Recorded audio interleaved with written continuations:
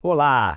Sejam muito bem-vindos a mais essa nossa análise. Sabe, já pararam para pensar no que realmente acontece quando uma oração, daquelas bem desesperadas, feita no limite das forças, é finalmente respondida? E não com silêncio, mas com o som de uma tempestade? É exatamente sobre isso que vamos conversar hoje. Vamos mergulhar fundo, mas muito fundo mesmo, em um único e denso versículo da Bíblia, o Salmo 18, versículo 13. O objetivo aqui é descobrir o significado surpreendente que se esconde por trás do trovão de Deus. Bom, vamos direto ao ponto. Este versículo aqui, ele é muito, mas muito mais do que só uma bela poesia. Davi, o salmista, ele não está só criando uma metáfora sobre um fenômeno do tempo. Não. Ele está, na verdade, registrando um evento, uma intervenção direta, algo avassalador. Ele descreve um momento em que se ouve um decreto divino. Um momento em que o divino deixa de ser um espectador distante e se torna de fato um combatente ativo, presente ali, no campo de batalha. E aqui está a questão central de toda a nossa análise de hoje. Se a gente pensar que tudo isso se resume a nuvens e raios, a gente perde completamente a profundidade do que está sendo comunicado aqui. O salmista está revelando algo muito mais profundo sobre poder, sobre autoridade e, no fim das contas, sobre livramento. Aquela interpretação comum de uma simples tempestade é, na verdade, bem incompleta. Para a gente entender de verdade o que está em jogo, a gente precisa ir até o idioma original, o hebraico. A primeira frase-chave aqui é Yaerem Bashamayim. E olha que interessante, só essa expressão já nos tira do campo da meteorologia e nos coloca em um outro lugar, no campo do direito, da realeza. Essa expressão fala sobre a declaração de autoridade divina. É o som que estabelece a jurisdição dos céus sobre todos, absolutamente todos, os assuntos da terra.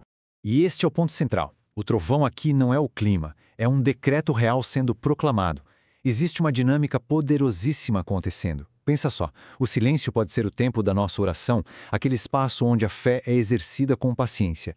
Mas o trovão é o som da vitória. É a resposta audível que encerra qualquer debate e anuncia que o veredito foi dado. Fim de papo. A definição de Yargin é de arrepiar. Não se trata de um barulho qualquer, de um som aleatório da natureza. Não. É o rugido de um soberano afirmando seu domínio total. Tenta imaginar a cena. Um exército está encurralado, prestes a ser aniquilado, quando de repente ao longe se ouve a trombeta e o barulho da cavalaria do seu rei chegando. A presença dele, o simples som da sua chegada, muda tudo. Esse trovão é Deus declarando: este território é meu, esta batalha é minha e a decisão já foi tomada. Agora, vamos avançar um pouco porque essa ideia se aprofunda ainda mais. A segunda parte do versículo diz Elion Yiten Kolo, que a gente pode traduzir como o Altíssimo emitiu a sua voz. Percebe que o foco muda sutilmente? Sai do som em si e vai para a identidade de quem está falando? Elion, o Altíssimo.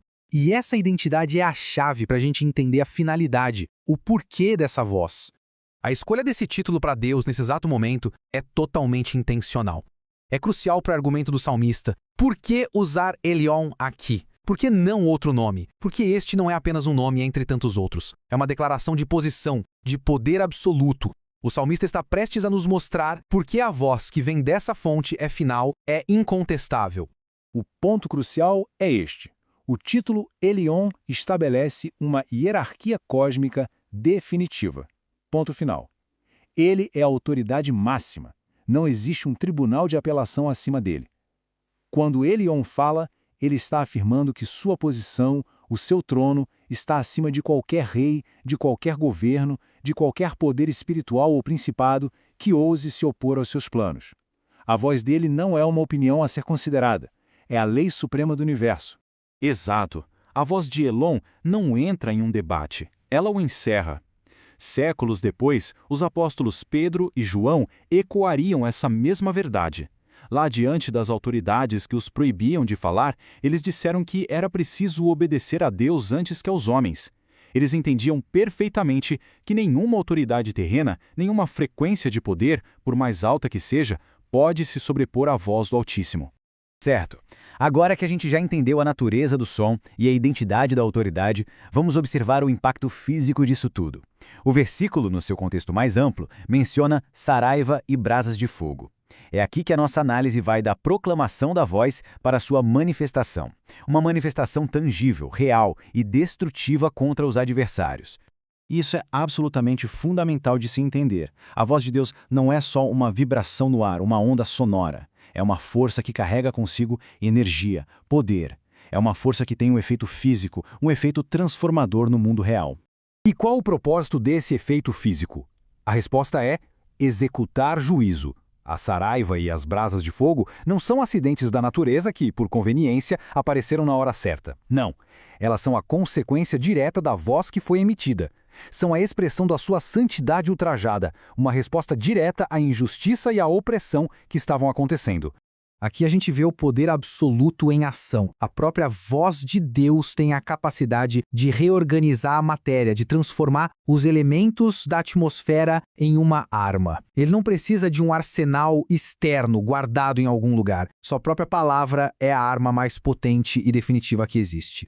Então, para a gente sintetizar, essa voz é uma manifestação de justiça divina. Deus não negocia, ele não discute com a oposição. Ele simplesmente troveja e o inimigo se dissipa. Existe uma ordem clara aqui. O trovão, a voz, é o aviso, é a declaração da sentença. O raio, a saraiva, o fogo são a execução imediata dessa sentença. É um veredito final, não negociável. Mas como é que tudo isso começa? Essa intervenção gigantesca, cataclísmica, não surge do nada, de forma arbitrária. É crucial a gente conectar essa demonstração de poder avassalador ao seu ponto de origem, a oração, o clamor de uma pessoa em profunda angústia que se sentia cercada e completamente sem esperança. Vamos observar essa sequência de causa e efeito. É fascinante. Tudo começa na vulnerabilidade humana, com um clamor sincero que sobe aos céus. Esse clamor, então, rompe o que parecia ser o silêncio de Deus. E aí, o Altíssimo age. A sua voz trovejante é a resposta. E no momento em que ela soa, o cenário de opressão e de medo é completamente reconfigurado. O poder muda de mãos, instantaneamente. E isso tudo nos leva ao ponto final, e talvez o mais importante da nossa conversa. O mesmo som trovejante, o mesmíssimo evento divino é percebido de duas maneiras completamente diferentes. Tudo depende de quem está ouvindo. Existe uma dualidade fascinante nesse evento sonoro. O contraste aqui é impressionante. Para os inimigos que estão cercando os justos, aquele trovão é o som do terror absoluto, é o anúncio do fim. Mas para aquele que está sob a proteção de Elion, esse mesmo som é a doce certeza da libertação. É a confirmação audível de que o socorro finalmente chegou. Onde uns ouvem perigo e destruição, outros conseguem discernir a voz do Salvador.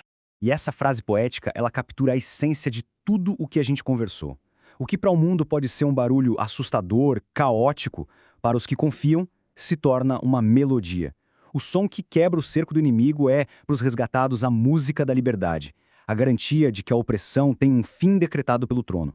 E assim, essa análise toda nos deixa com uma reflexão final.